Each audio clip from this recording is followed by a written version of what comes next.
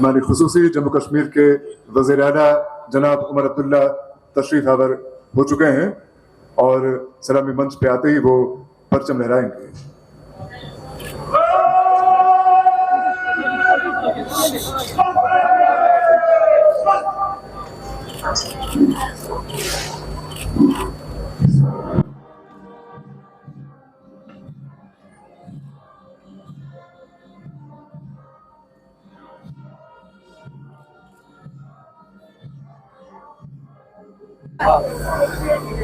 मेहमान खुसूसी जम्मू कश्मीर के इज़्ज़तमाब वज़ीर आला जनाब उमर अब्दुल्ला सवार हो चुके हैं मखसूस जीप में, इंस्पेक्शन जीप में, और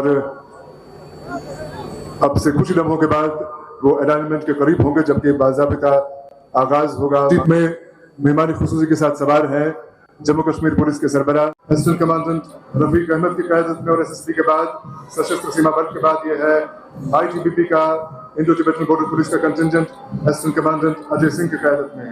उसके बाद है जम्मू कश्मीर आर्म पुलिस का contingent DYSP probationer Manik Sharma की क़यादत में, और उसके बाद IRP का दस्ता है DYSP प्रोबेशनर अरसलान हमाद की क़यादत में। उसके बाद पुलिस का विमेंस कंटिजेंट DYSP प्रोबेशनर फिजा शाह की क़यादत में, और विमेंस पुलिस के बाद ये है डिस्ट्रिक्ट पुलिस का कंटिजेंट, ज़िलाई पुलिस का contingent DYSP probationer Ripan Bhatt की क़यादत में। उसके बाद ये है UTDRF का contingent, union territory disaster response force का contingent DYSP probationer Moin Khan की क़यादत में हमारी खुसूसी तकरीर फरमाएंगे। अभी करीब आ रहे हैं मेहमान खुसूसी जम्मू कश्मीर के वज़ीर आला जनाब उमर अब्दुल्ला सलामी मंच के करीब आ रहे हैं, और सलामी मंच के सामने आते ही वो जीप से उतर के सलामी मंच का रुख करेंगे। बिल्कुल सलामी मंच के सामने आके रुकी है ये मखसूस जीप, इंस्पेक्शन जीप। महफूज दायरे में तन मन से अपने फराइज़ अंजाम देते हैं, और बेसिक के बाद SRP जो भी दुनिया में सबसे बड़ी जनरल सिक्योरिटी की फोर्स है, प्रेसिडेंट के बाहर आ रहे हैं इसके कमांडेंट सलामी मंच से आगे बढ़ता हुआ CRPF का दस्ता, और CRPF का नाम ये है SS जो कि 1963 में माज़ वजूद में आई, और आज लगभग 1 लाख अफसरान और जवान पर मुश्तमिल है फोर्स। अभी सलामी पेश करने के बाद SSP का दस्ता मंसाई होता है, SSP के बाद ये है ITBP का दस्ता, हमारी सरहदों की एक और मुहाफिज फोर्स जो लद्दाख के पराक्रम दर्रे से लेकर त्रिपुरा अरुणाचल प्रदेश तक हमारे मुल्क की हिफाजत कर रहे हैं। ITBP का दस्ता है असिस्टेंट कमांडेंट अजय सिंह की क़यादत में, और ITBP के बाद जो आगे का हाल है मेरे साथी कमांडेंट मोहम्मद इस्माइल।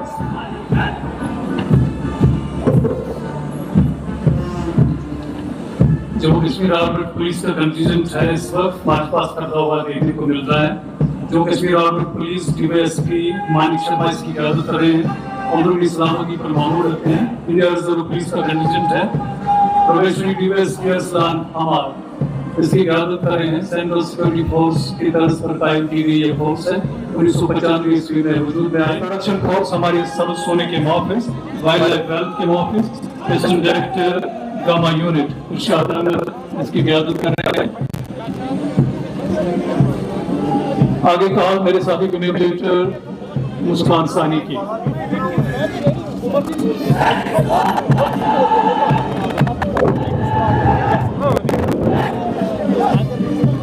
और यहाँ हमारे सामने सैनिक स्कूल जम्मू एंड कश्मीर मानस बल जो है उनका कॉन्टिजेंट गुजर रहा है, जिसका नेतृत्व कर रहे हैं असरार शबीर और फ्लैग है नाफी नुमान।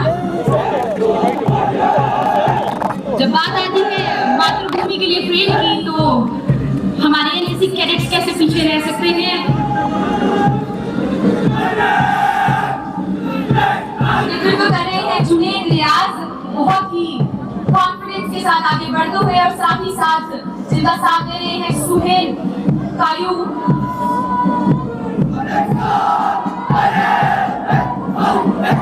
हवा में चेक और नजरें नेशनल फ्लैग की तरफ, एक बहुत ही बड़ा कॉन्फिडेंस और एग्जीक्यूशन ग्राउंड पर। इसके साथ अगले जो कॉन्टिजेंट है वो है government higher secondary school Kothibagh, सलामी मंच की ओर आगे बढ़ते हुए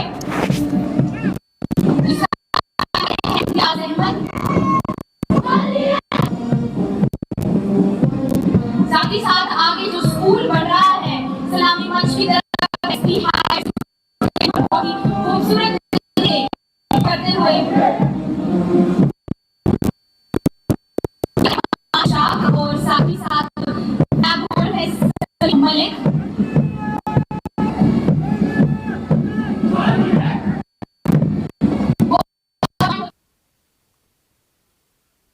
पेश करते हुए आज के मेहमान खसूसी जम्मू कश्मीर के आला जनाब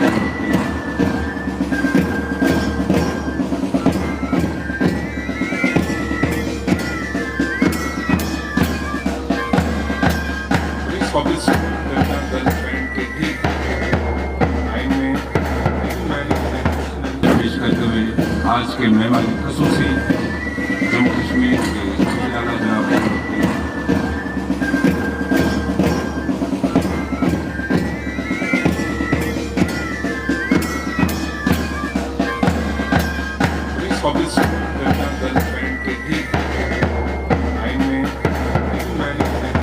पेश करते हुए आज के मेहमान खसूसी जम्मू कश्मीर के आला जनाब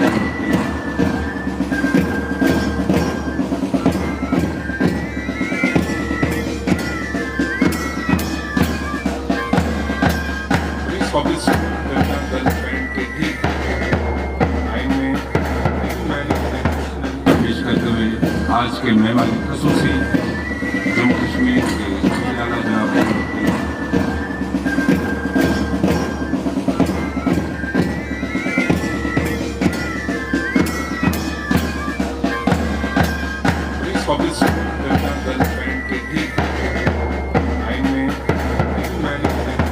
पेश करते हुए आज के मेहमान खसूसी जम्मू कश्मीर के आला जनाब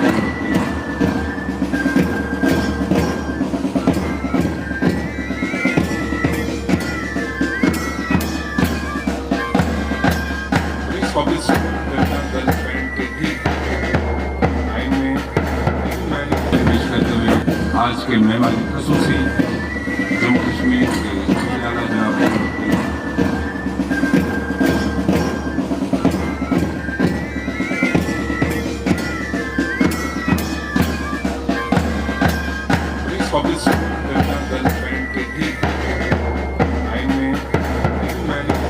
पेश करते हुए आज के मेहमान खसूसी जम्मू कश्मीर के आला जनाब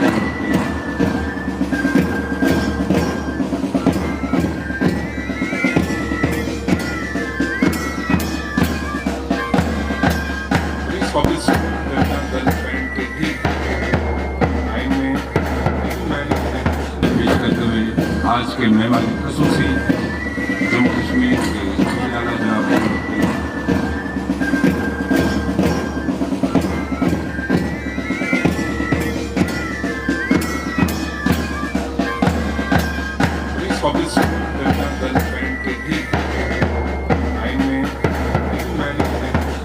पेश करते हुए आज के मेहमान खसूसी जम्मू कश्मीर के आला जनाब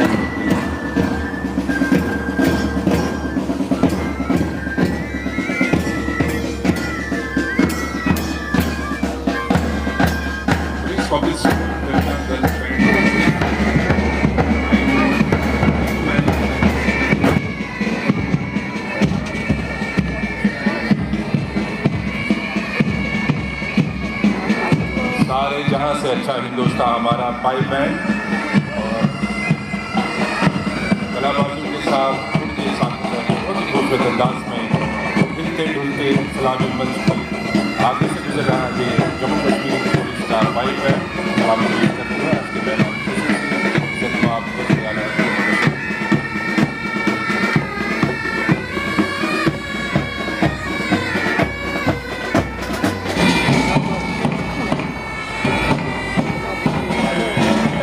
स्टैंड टूटेगा। सारे जहाँ से अच्छा हिंदुस्तान हमारा इसके लिए दूसरा हमारा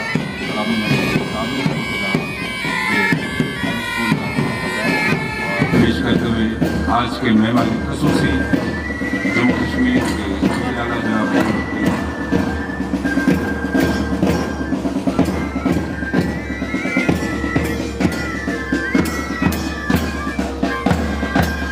पुलिस के ठीक लाइन में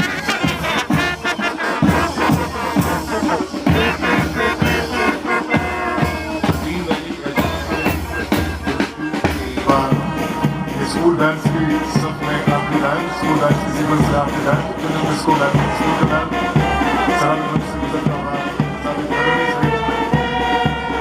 और साथ ही मेरे अजीज हमवतनों, यौम आज़ादी मुबारक हो।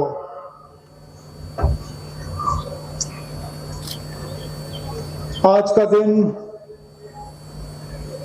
मुल्क भर में खुशियों का दिन है। आज हम आज़ादी का वो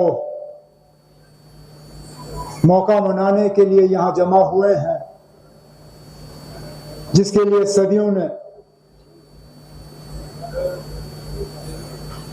कुर्बानियां दी,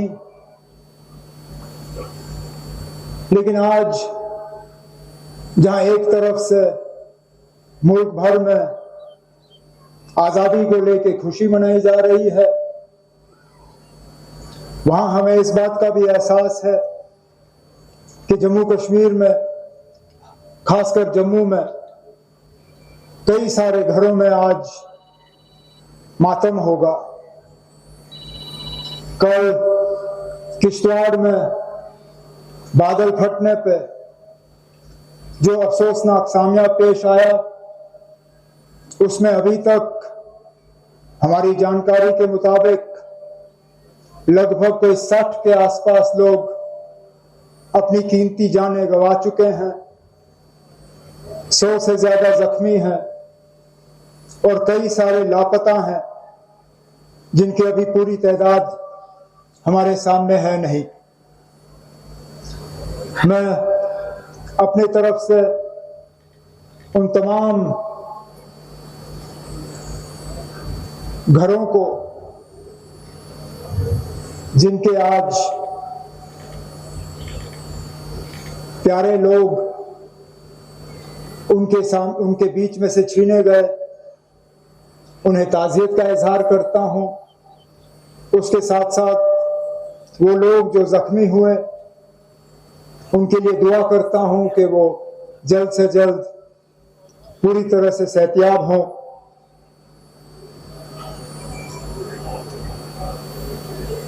मैं अपनी तरफ से, हुकूमत की तरफ से उन तमाम घरों को और किश्तवाड़ के लोगों को यकीन दिलाना चाहता हूं कि हुकूमत की तरफ से जो भी मदद की ज़रूरत होगी उसमें कोई कमी जो है वो पेशरफ नहीं होगी।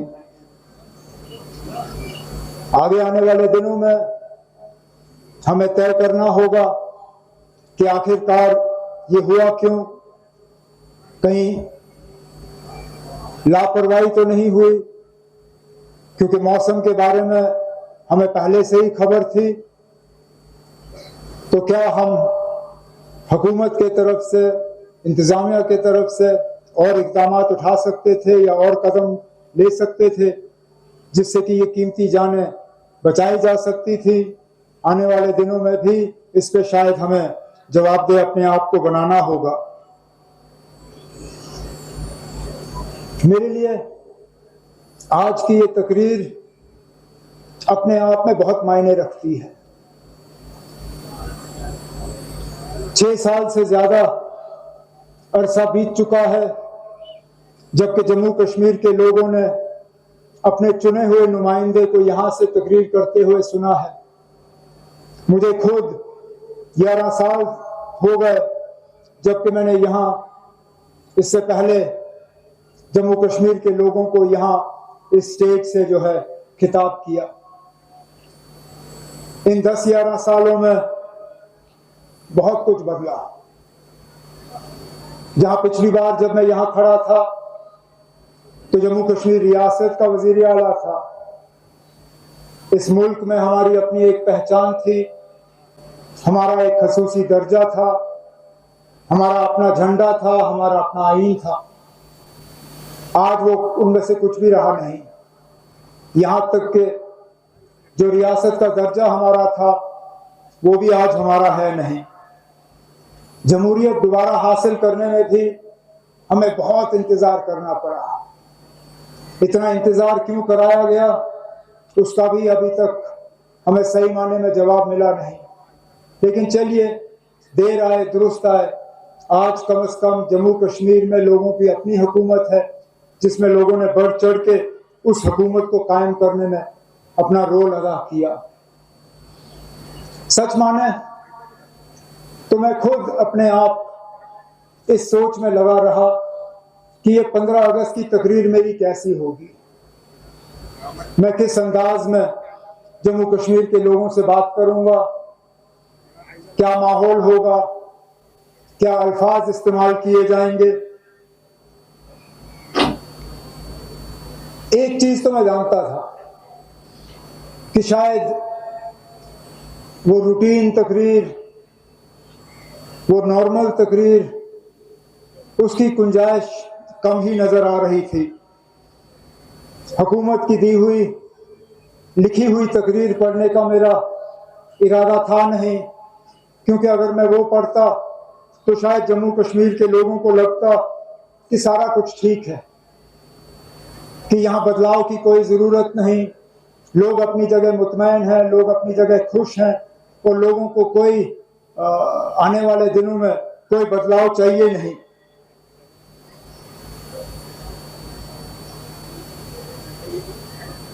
कुछ हमारे दोस्त और खैर खा जो हैं वो बार बार मुझे बताते रहे कि आप इस साल कुछ बदलेगा, इस साल ऐलान होगा, आप इंतजार करिए, 15 अगस्त को जम्मू कश्मीर के लिए दिल्ली से बड़ा ऐलान होगा। हालांकि हकीकत यह है कि ज्यादा उम्मीद थी नहीं, लेकिन सच्चाई ये भी है कि जब बार बार कोई इंसान कोई चीज सुनता है तो कहीं ना कहीं दिल के एक छोटे से कोने में एक बात जाके बस जाती है।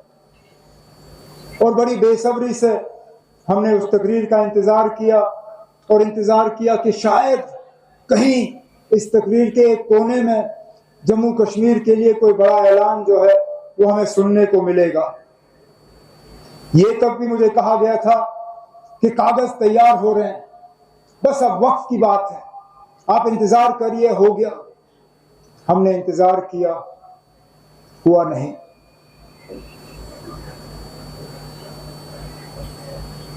जहां मैं बार बार रोशनी की किरण की बात करता था, सच्चाई ये है कि उस रोशनी की किरण में थोड़ी सी अब कमी नजर आनी शुरू हो गई है।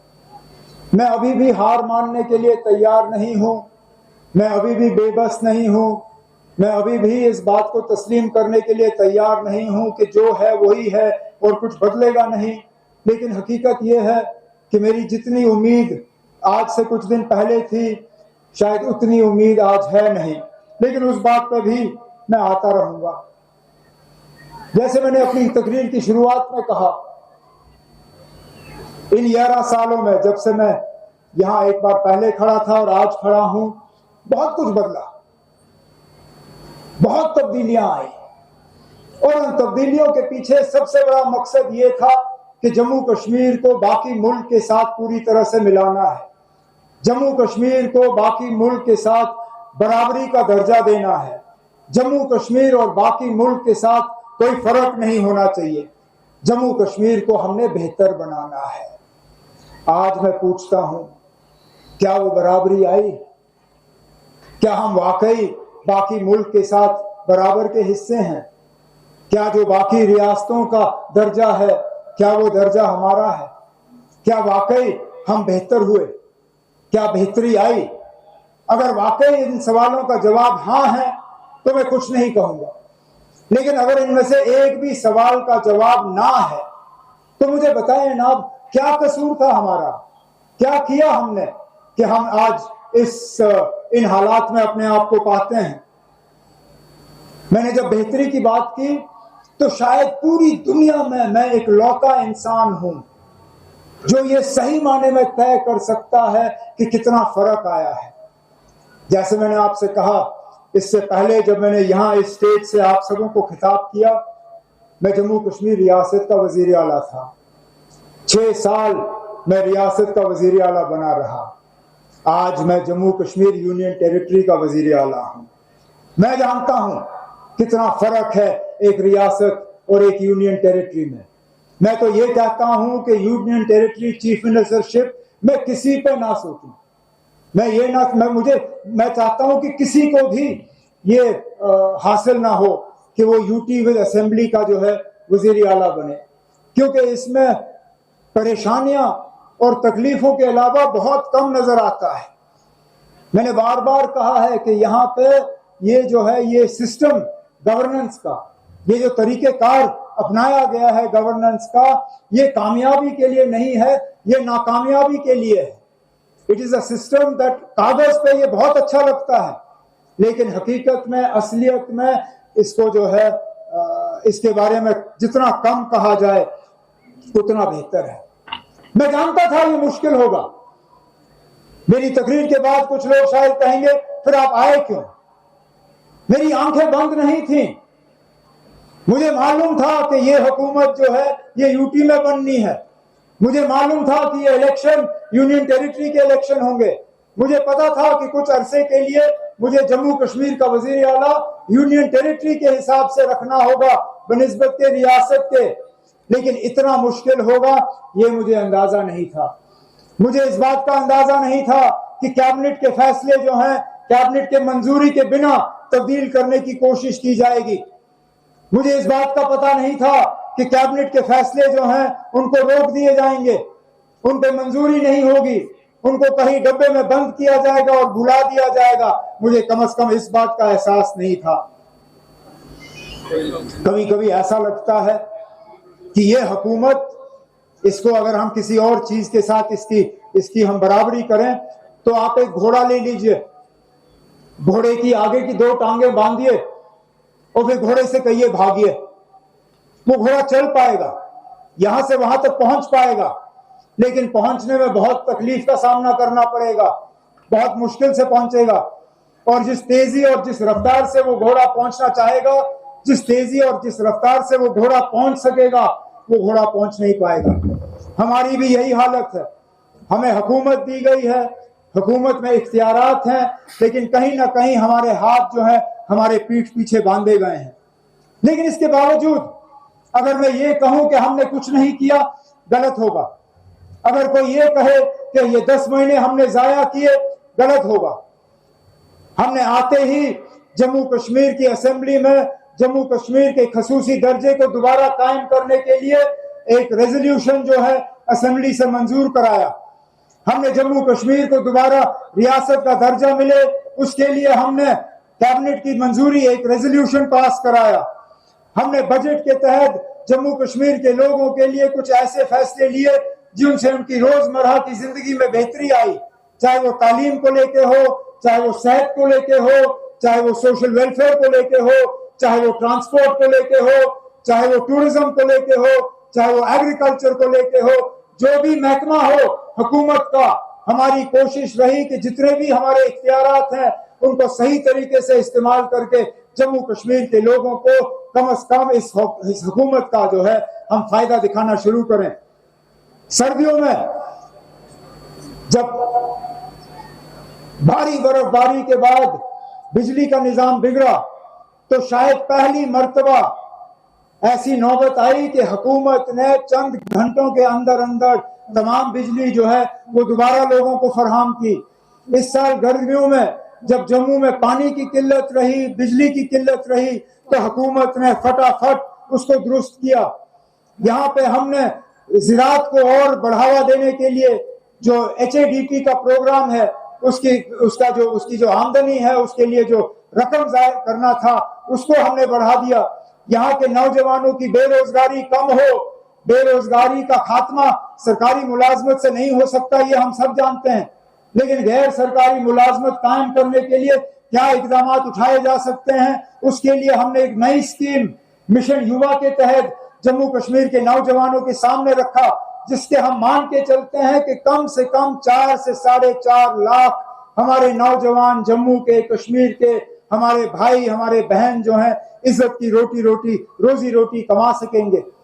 हमने अपने इलेक्टेड रिप्रेजेंटेटिव्स, MLAs के हाथ मजबूत किए। हमने उनके इख्तियारात जो है उनको वापस लौटा दिए।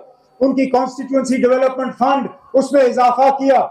जहां उनको 10 साल पहले 3 करोड़ रुपए मिलते थे अपने इलाके में खर्च करने के लिए, इस साल हमने 3 करोड़ से 4 करोड़ वो बढ़ा के उन्हें खुली छूट दी कि वो पैसा जो है लोगों के इस्तेमाल के लिए किया जाए।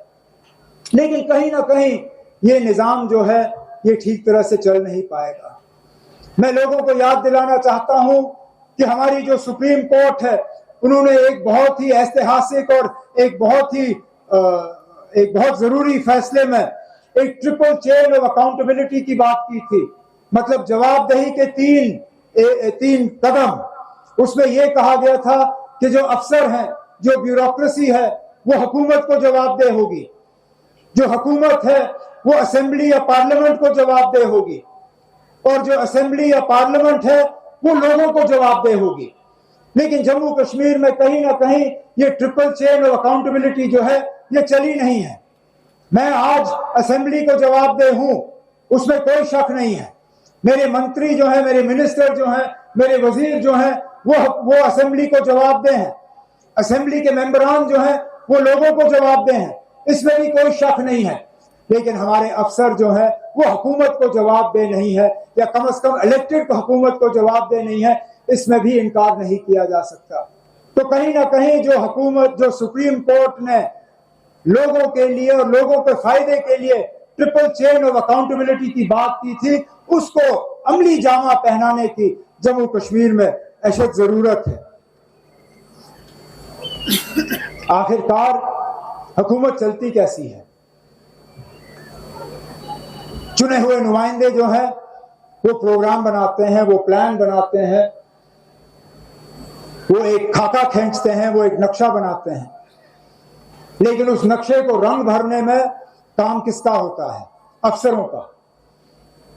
आप माने तो हुकूमत का दिमाग जो है वो हुकूमत के इलेक्टेड लोग हैं, लेकिन हुकूमत के बाजू, हुकूमत के पैर जो हैं वो उनके अफसर हैं। अगर हुकूमत के दिमाग और सिर और पैर में और हाथ में ठीक तरह से कनेक्शन जुड़ा ना हो तो चल नहीं पाता। और इसलिए मैं बार बार इस चीज पे जोर देता हूं कि नया जम्मू कश्मीर जो है नया तब होगा जब इस नएपन में बेहतरी होगी। नयापन सिर्फ अपने आप में नया नहीं होता, यह नए का फायदा नया नहीं होता अगर सिर्फ आप लफ्ज इस्तेमाल करो। उस लफ्ज में मायने होनी चाहिए, उस लफ्ज में वजन होना चाहिए, उस लफ्ज में ताकत होना चाहिए, जो आज मैं अफसोस से कहता हूं वो ताकत है नहीं।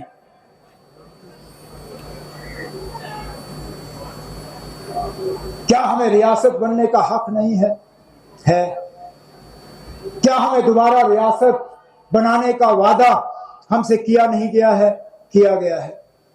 और इसलिए मुझे बेहद अफसोस है जो कल हमने सुप्रीम कोर्ट में कुछ बातें सुनी, जहां अफसोस से कहना पड़ता है, यह कहा गया कि पहलगाम को भी नजरअंदाज नहीं किया जा सकता है जब स्टेटहुड की बात आ जाती है, जब जम्मू कश्मीर को दोबारा रियासत बनाने की बात आ जाती है। मेरा पहला सवाल यह है कि बताएं, जम्मू कश्मीर दोबारा रियासत बने, इसका फैसला हमारी हुकूमत नहीं करेगी? जम्मू कश्मीर दोबारा रियासत बने, इसका फैसला हमारी सुप्रीम कोर्ट नहीं करेगी? क्या दोबारा जम्मू कश्मीर रियासत बने, इसका फैसला पहलगाम के उन कातिलों के हाथ होगा? या उनके पीछे जो ताकत है हमारे पड़ोसी सरहद पार मुल्क, क्या वो तय करेंगे कि जम्मू कश्मीर रियासत कब बनेगा? क्या जब कभी हम रियासत बनने के नजदीक आएंगे और ये लोग कोई हमला करेंगे, दोबारा हमारा रियासत का हक हमसे छीना जाएगा? आखिरकार क्या ये इंसाफ है? क्या ये सही है? हमें सजा दी जा रही है उस जुर्म के लिए जिस जुर्म में हम शामिल नहीं हैं।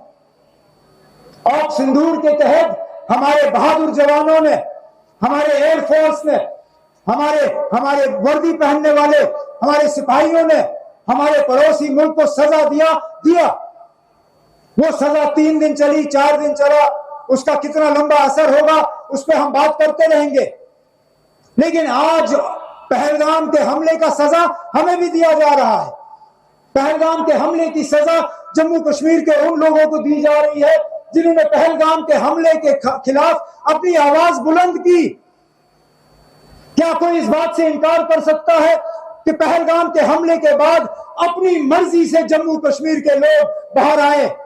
कठुआ से लेकर कुपवाड़ा तक कोई शहर ऐसा नहीं है, कोई गांव ऐसा नहीं है, कोई घर ऐसा नहीं है जहां नाराजगी का इजहार नहीं हुआ, जहां लोगों ने यह नहीं कहा कि पहलगाम का हमला हमारे नाम में नहीं हुआ, हम पहलगाम के हमले के साथ नहीं है, हम पहलगाम के हमले को कबूल नहीं करते। लेकिन उसके बावजूद बदकिस्मती से आज पहलगाम के हमले का ही इस्तेमाल किया जा रहा है हमें रियासत के दर्जे से अलग रखने में।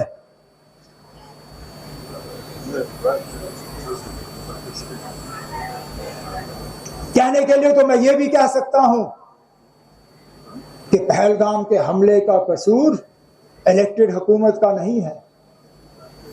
याद रखिए, जो इससे पहले इलेक्टेड हुकूमतें थी, चाहे वो मेरी हुकूमत या मेरी हुकूमत से पहले, हमने इस तरह के हालात बनने नहीं दिए। लगातार जब मैं यहां इस स्टेज से खड़े होकर जम्मू कश्मीर की आवाम से बात करता था तो मैं दावे से कहता था कि हर साल मिलिटेंसी के हमलों में कमी आ रही है, हर साल हमारे बहादुर फौजियों की कुर्बानियां जो है, उनसे जो हम कीमती जानों की कुर्बानी मांगते हैं उसमें कमी आ रही है, हर साल जो इलाका मिलिटेंसी के लपेट में घेरा हुआ था उसमें हम कमी लाते थे। आज हमसे कहा जाता है कि इलेक्टेड हुकूमत पे यहाँ की भागदौड़ को पूरी तरह से संभालने का भरोसा नहीं किया जा सकता। अरे नाब, हमने कब ये दिखाया कि हम इस भरोसे के काबिल नहीं है? एक बार भरोसा करके देख तो लीजिए। हम इससे पहले भी फेल नहीं हुए हैं और इंशाल्लाह इसके बाद भी हम फेल नहीं होंगे।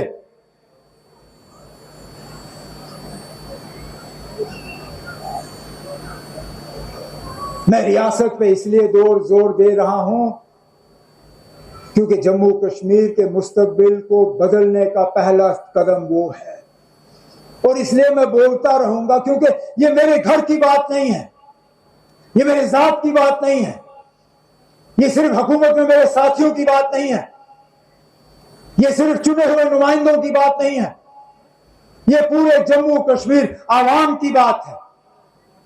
और क्या अपना हक हासिल करना, क्या ये गुनाह है? क्या ये जुर्म है? मैंने हुकूमत संभालते ही एक तरफ से खतरा मोल लिया। मैंने 2 चीजों पर जोर दिया। मैंने ये कहा कि जम्मू कश्मीर को जो भी मिलेगा हिंदुस्तान की जमहूरियत और हिंदुस्तान के आईन के तहत मिलेगा, और उसके साथ साथ मैंने इस चीज पे जोर दिया, मैंने कहा कि जम्मू कश्मीर को मरकज के साथ लड़ने में कोई फायदा नहीं होगा। हम अगर कुछ हासिल करेंगे तो मरकज के साथ अच्छे ताल्लुकात कायम करके हासिल करेंगे।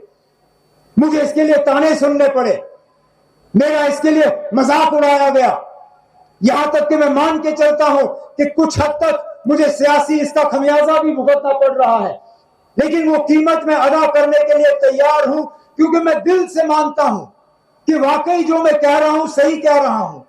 लेकिन ताली 2 हाथ से बजती है, 1 हाथ से नहीं। मैं बार बार ये कहूं कि जम्मू कश्मीर को सिर्फ और सिर्फ फायदा हिंदुस्तान की जमहूरियत में शामिल होकर होगा। जम्मू कश्मीर को सिर्फ फायदा मरकज के साथ बेहतर ताल्लुकात बना के होगा। अगर जमीनी सतह पे ये चीजें दुरुस्त साबित नहीं होती तो इसका आगे जाके खमियाजा सिर्फ मुझे नहीं भुगतना होगा, इसका खमियाजा जम्मू कश्मीर की जमहूरियत को भुगतना होगा, जो हमारे लिए बहुत भारी साबित होगा। लेकिन अब वक्त आ गया है, हमें दफ्तरों से बाहर निकल के अब अपनी आवाज उन दरवाजों तक पहुंचाना होगा जहां पे हमारे ये फैसले किए जा रहे हैं। हमने अभी तक चिट्ठियों के जरिए, रेजोल्यूशनों के जरिए, मुलाकातों के जरिए अपनी ये बात पहुंचाई है। अब हम अपनी बात जो है जम्मू कश्मीर के हर गांव से दिल्ली तक ये आवाज हम पहुंचाने जा रहे हैं। मेरा आज इरादा है, सुप्रीम कोर्ट ने हमें 8 हफ्ते दिए हैं। सुप्रीम कोर्ट ने कहा है कि 8 हफ्ते के अंदर, 8 हफ्तों के बाद जो है वो दोबारा इस मामले पे सुनवाई करेंगे। तो आज के बाद मैं और मेरे साथी बैठेंगे नहीं, मैं और मेरे साथी थकेंगे नहीं। हम ये 8 हफ्ते इस्तेमाल करेंगे, जम्मू कश्मीर के हर 90 के 90 असेंबली कॉन्स्टिट्यूएंसी में हम पहुंचेंगे। 90 असेंबली कॉन्स्टिट्यूएंसी में हमारी कोशिश होगी कि हर घर में, हर गांव में हम दरवाजा खटखटा के लोगों से एक दस्तखत लेंगे। जो दस्तखत नहीं कर सकेंगे उनसे हम अंगूठे की निशानी मांगेंगे और उनसे हम एक ही सवाल पूछेंगे, क्या आपको दोबारा जम्मू कश्मीर को रियासत का दर्जा दिलवाना है या नहीं? या तो मैं सही हूंगा या मैं गलत हूंगा। अगर इस कागज को दस्तखत करने के लिए तैयार नहीं है तो मैं अपनी हार कबूल करके मानूंगा कि जम्मू कश्मीर इन हालात से मुतमईन है, जम्मू कश्मीर के लोग इन हालात से खुश है।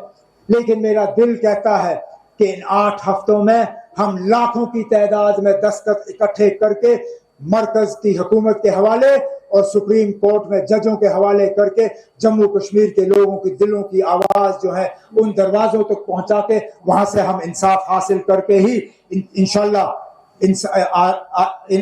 आराम करेंगे। लेकिन तब तक जब तक कि जम्मू कश्मीर को दोबारा इंसाफ नहीं मिलता, हमें अपनी कोशिशें और अपने इरादे इस मुल्क को उस मुकाम तक पहुंचाने के लिए जिंदा रखने होंगे जिस मुल्क की एक उम्मीद लगाए हुए उन लोगों ने जिंदगी और अपनी जान कुर्बान की जिन्होंने हमें ये आजादी दिलवाई। चाहे वो महात्मा गांधी हो, चाहे वो पंडित जवाहरलाल नेहरू हो, चाहे वो सरदार पटेल हो, चाहे वो मौलाना आजाद हो, चाहे वो सुभाष चंद्र बोस हो, चाहे वो हजारों और हो जिनके नाम तक हम नहीं जानते, लेकिन जिन्होंने इस मुल्क को आजाद करने के लिए अपनी जिंदगी कुर्बान की। हमें उस हिंदुस्तान को हासिल करना है जिस हिंदुस्तान के लिए उन्होंने वो अपनी जान की कुर्बानी दी। हमें वो हिंदुस्तान हासिल करना है जिसमें सबको बराबरी का हक है। हमें वो हिंदुस्तान हासिल करना है जिसमें भाईचारा जो है वो बुलंद रहे। हमें वो मुल्क हासिल करना है जिसमें हर किसी को इस मुल्क की तरक्की में शामिल होने का बराबर का हिस्सा जो है वो मिले और हासिल और शामिल होने में बराबर का जो है हक हो। और हमें वो हिंदुस्तान, वो मुल्क कायम करना है जो अपने आप में खुद कफील हो, मजबूत हो, ताकतवर हो और किसी का डर ना हो। इस उम्मीद के साथ कि वो मुल्क कायम हो और उस मुल्क में जम्मू कश्मीर को अपना दर्जा जो है दोबारा वापस मिले, मैं एक बार फिर आप सबको इस मौके पे, आजादी के इस मौके पे आप सबको मुबारक करते हुए आपसे अब इजाजत चाहता हूं। बहुत बहुत शुक्रिया। जय हिंद, जय जम्मू कश्मीर।